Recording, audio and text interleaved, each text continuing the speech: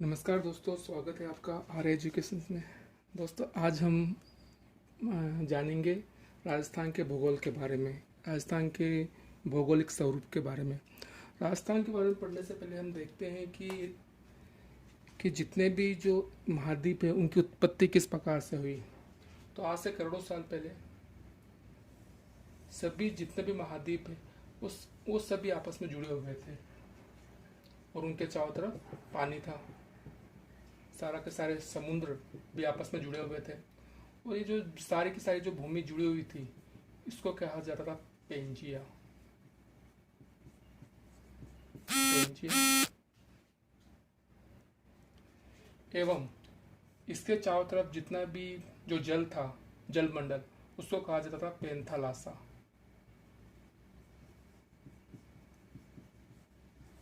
पेंथालासा समय के साथ में लगभग आज से 6.5 करोड़ साल पहले ये जो पेंजिया है उसके बीच में से दो टुकड़े हो गए। दो टुकड़े होने के बाद एक टुकड़ा ऊपर की तरफ, एक टुकड़ा नीचे की तरफ। ऊपर वाले जो टुकड़े को कहा गया अंगारा लैंड और नीचे वाले भूमि के टुकड़े को कहा गया गोंडवाना लैंड।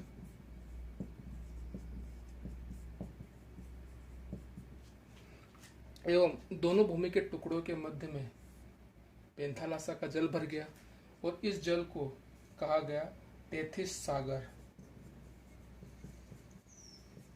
टेथिस सागर। और आगे चलकर उत्तरी भाग से, जो उत्तरी भाग है अंगारा लैंड, अंगारा लैंड से निर्माण हुआ था उत्तरी अमेरिका का।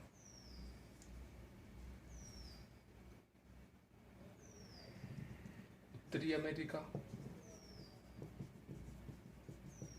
एशिया महाद्वीप एवं यूरोप का निर्माण हुआ था अंगारा लैंड से। इसके अतिरिक्त गोंडवाना लैंड से निर्माण हुआ था दक्षिण अमेरिका का, अफ्रीका, भारत, ऑस्ट्रेलिया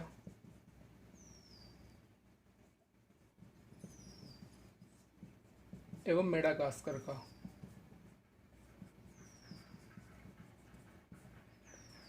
इन सब का निर्माण हुआ था गोंडवाना लैंड से।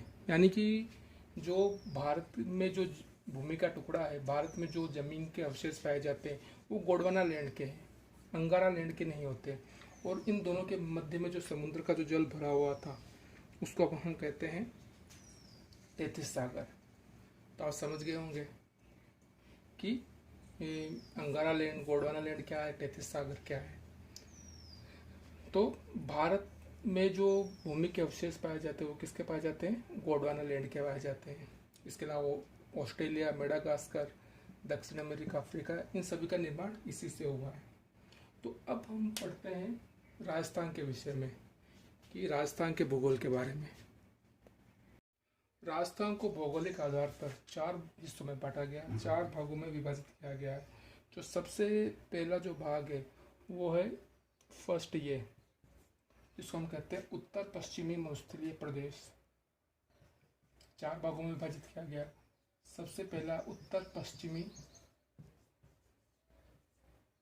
मरुस्थलीय प्रदेश,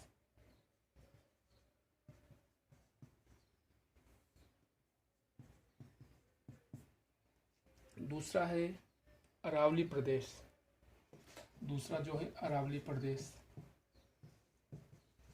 इसके अलावा अगर हम तीसरे हिस्से की बात करें तो तीसरा हिस्सा है पूर्वी मैदानी भाग। ये जो आपको दिख रहा है, ये सेकंड, ये थर्ड, पूर्वी मैदानी भाग। पूर्वी मैदानी भाग। और इसके अलावा जो चौथा भाग है वो है हमारा पूर्वी दक्षिण पूर्वी पठार। जो हमारा चौथा भाग है वो एक दक्षिण पूर्वी पठार। इसके अन्य नाम भी है जिसको हम कहते हैं हाड़ौती का पठार।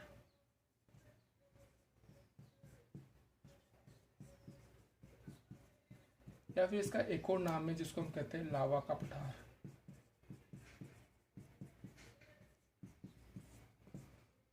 तो राजस्थान के भौगोलिक स्वरूप को के भूगोल के आधार पर इनको 4 भागों में बांटा गया। कौन कौन सा?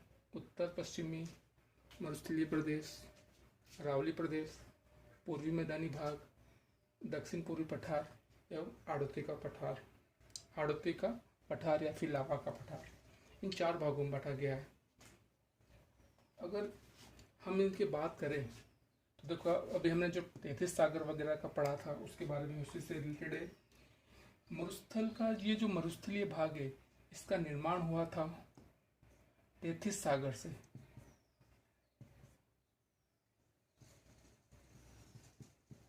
मरुस्थल जो है, राजस्थान का मरुस्थल, वो 33 सागर का अवशेष है। इसके अलावा जो अरावली प्रदेश है, उसका निर्माण हुआ था गोंडवाना लैंड से।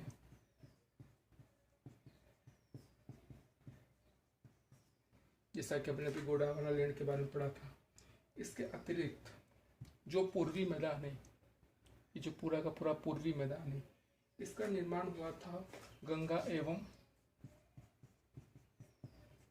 एवं यमुना नदी द्वारा लाई मिट्टी से।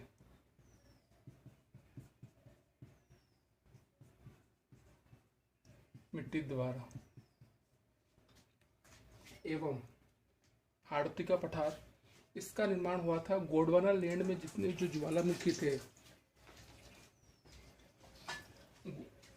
गोंडवाना लैंड में जो ज्वालामुखी थे, उन ज्वालामुखी विस्फोट हुआ तो उसके लावे के चिपने के कारण इस पठार का निर्माण हुआ। तो इसका भी गोंडवाना लैंड से हुआ है।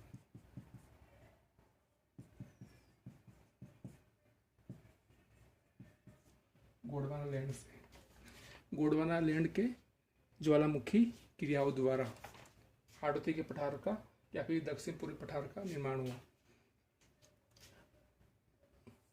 अब कैसे पता चलता है कि जो उत्तर पश्चिमी मरुस्थलीय प्रदेश है उसका निर्माण 33 सागर से हुआ?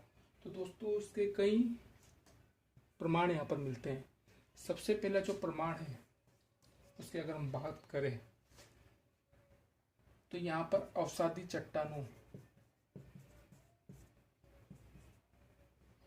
चट्टानों की उपस्थिति।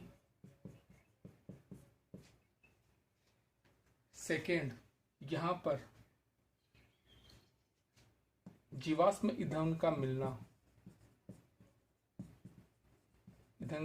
मिलना, जैसे पेट्रोल, गैस आदि का मिलना। इसके अतिरिक्त यहाँ पर खारे पानी की झीलें हैं।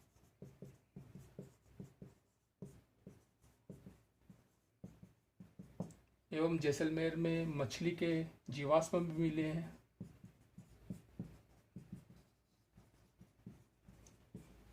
इसके अतिरिक्त जैसलमेर में एक पार्क है जिसका नाम है आकल वुड फॉसिल पार्क या फिर जीवाश्म पार्क।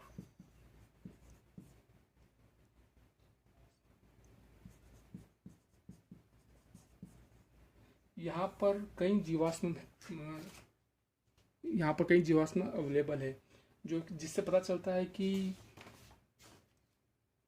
जितना भी पश्चिमी मरुस्थल है उसका निर्माण 33 सागर से हुआ है। क्योंकि 33 सागर जब पीछे चला गया तो कालांतर में जो भी जगह खाली थी वो नदियों के द्वारा मिट्टी लाके वहां भर दी गई। अगर हम इन चारों में देखें, अगर ये क्रम हमको जमाना हो, कई बार पूछ लेते हैं कि सबसे प्राचीन कौन सा है, सबसे नवीन कौन सा है, तो अगर ये है तो सबसे प्राचीन है गोंडवाना लैंड। गोंडवाना लैंड में कौन सबसे प्राचीन जो है वो है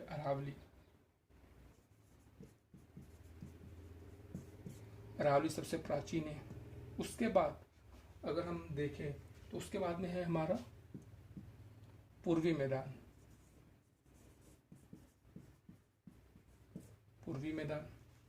एवं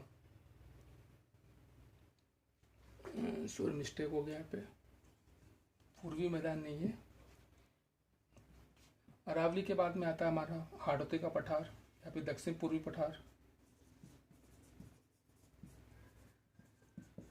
उसके बाद में पूर्वी मैदान,